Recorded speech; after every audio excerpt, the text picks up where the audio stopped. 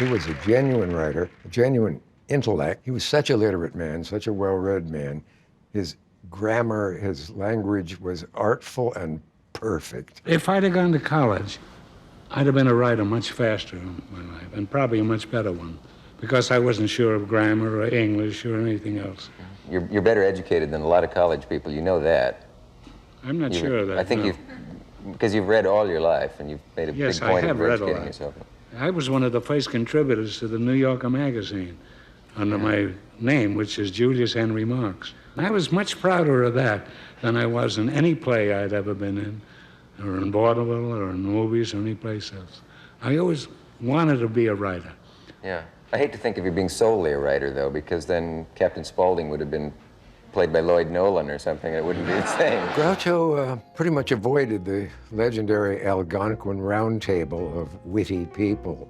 It didn't appeal to him somehow.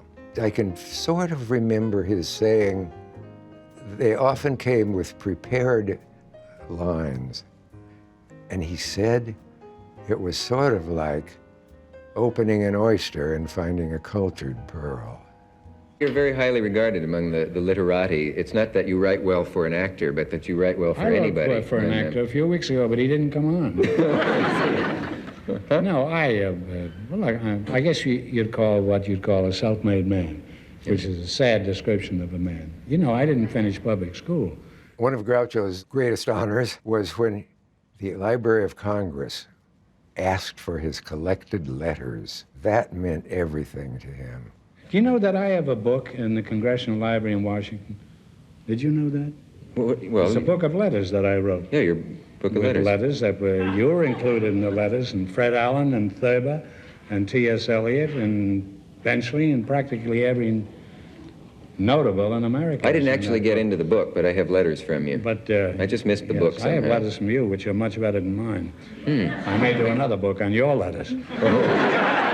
We should go but I was flattered. I was on one of the night shows. I don't want to mention the name of the show. It was the Johnny Carson show.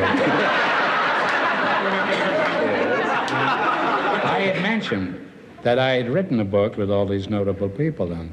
And the next day, I got a letter from the head of the Congressional Library in Washington, and they asked me if they could have the original letters, which I sent to them. And if any time you're in Washington, you go to the Congressional Library, and you can read my book there. And it's 2 cents a day, by the way.